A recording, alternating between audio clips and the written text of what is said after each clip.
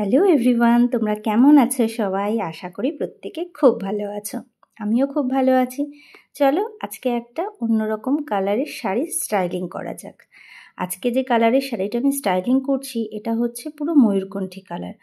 এই কালারটা না আমার সত্যি কথা খুব ফেভারিট একটা কালার। আমি জানি না তোমাদের কার কার ময়ূরকণ্ঠী কালার পছন্দ, কিন্তু আমার খুব ফেভারিট একটা কালার এটা। আর এই যে শাড়িটা আছে এটা বালুচরী, তবে অরিজিনাল নয়, সেমির উপরে। অরিজিনাল বালুচরীর অনেক দাম, আমার পকেটে সবসময় ওটা কেনার জন্য পারমিট করে না। তো যাই হোক, এই কালারটা আমার পছন্দ হয়েছিল। এই বালুচরীটা যখন আমি কিনেছিলাম সেবার আমি মনস্থির করেই নিয়েছিলাম যে আমি একটা বালুচরী শাড়ি এবার কিনবো। আমার না কোনো বালুচরী শাড়ি তখন ছিল না। আমি মনস্থির করেছিলাম আমি একটা বালুচরী শাড়ি কিনবো। তো দোকানে যাওয়ার পর যখন বালুচরী দেখছিলাম, অরিজিনালি প্রথমে দেখছিলাম, আমার হাজব্যান্ড আমাকে বলেছিল যে যখন নেওয়ার ইচ্ছাই হয়েছে তখন অরিজিনালি নাও, সেমির উপরে যাওয়ার কোনো দরকার নেই। একটা অরিজিনাল তোমার কাছে থাক, তারপরে নয় কোনো সময় পছন্দ হলে সেমি কিনবে। কিন্তু আমি অরিজিনালি দেখছিলাম, কিন্তু সত্যি কথা বলতে বিশ্বাস করো, অরিজিনাল যে কালারগুলো আমাকে দেখাচ্ছিল তার থেকে এইটা আমার অনেক বেশি পছন্দ হয়েছিল। তো সেই কারণে আমি এটাই কিনেছিলাম। আমি অরিজিনালটা কিনিনি এই কারণে, প্রথম কথা হচ্ছে সেটা বাজেট থেকে আমার যে শাড়ি কেনার জন্য যে বাজেটটা ছিল সেটার থেকে অনেকটা হাই ছিল সেই সময়।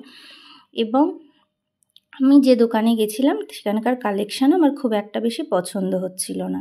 তো তোমরা অনেকেই বলতে পারো, দিদি যখন পছন্দ হচ্ছিল না তাহলে অন্য কোনো জায়গায় তুমি ট্রাই করে দেখতে পারতে।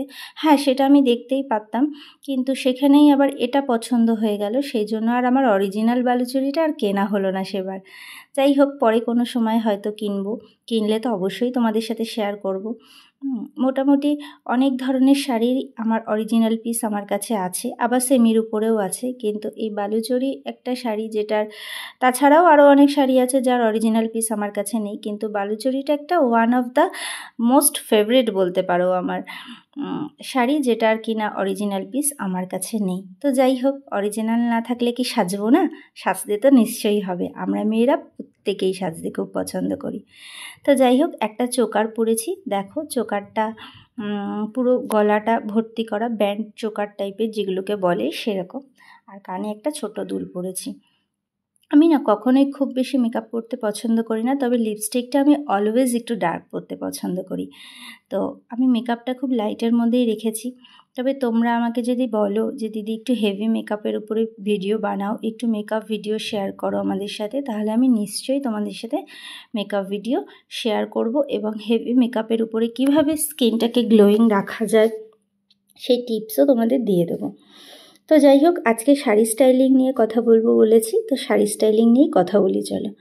শাড়িটা যখন কিনবে আমাকে অনেকেই প্রশ্ন করে, ফেসবুকেও কিছু প্রশ্ন আসে আমার কাছে, যে শাড়ির কালার আমরা কিভাবে স্কিন টোনের সাথে আমার স্কিন টোনের সাথে কোন কালারটা যাচ্ছে এটা আমরা কিভাবে ডিসাইড করব। দেখো, এটা ডিসাইড করা কিন্তু এমন কিছু কঠিন ব্যাপার নয়।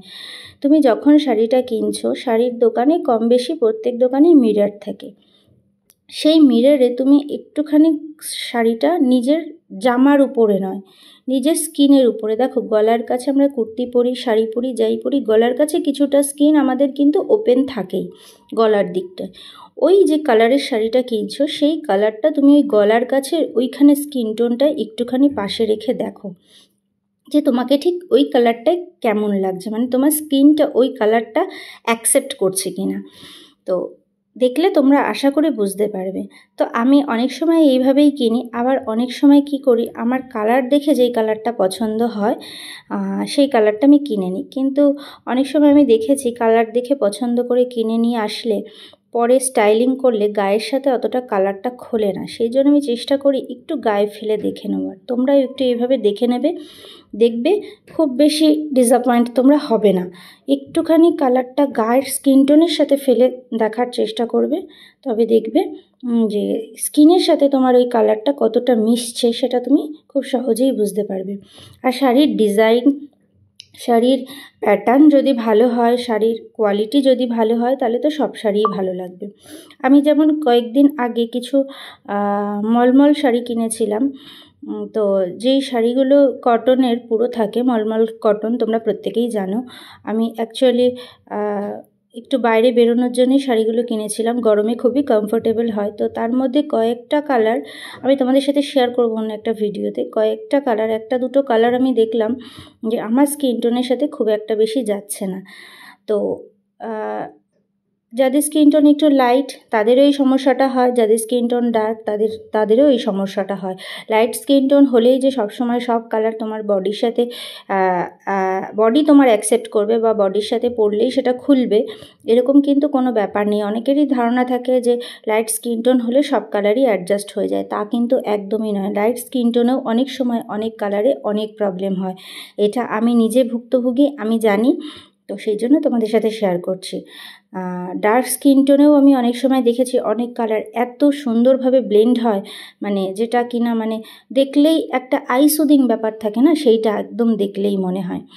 তো যাই হোক, তোমাদের সাথে গল্প করতে করতে আমার মেকআপটা অলমোস্ট কমপ্লিট হয়ে গেছে। চুলটা আমি ওপেনই রেখেছি, হালকা একটু আগে কার্ল করে রেখেছিলাম, চুলটা আমি ওপেনই রেখেছি। তো সিম্পল মেকআপের মধ্যে এই ময়ূরকণ্ঠী কালারটা তোমাদের কেমন লাগছে একটু আমাকে প্লিজ কমেন্ট করে জানিও তো।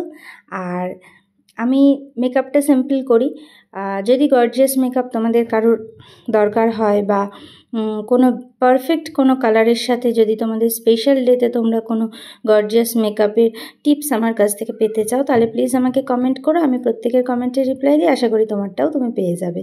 তো এই হলো আমার ফাইনাল লুক। দেখো গল্প করতে করতে লুকটা কমপ্লিট হয়ে গেছে, এই হলো আমার ফাইনাল লুক। তো অবশ্যই আমাকে লিখে জানিও কেমন লাগছে।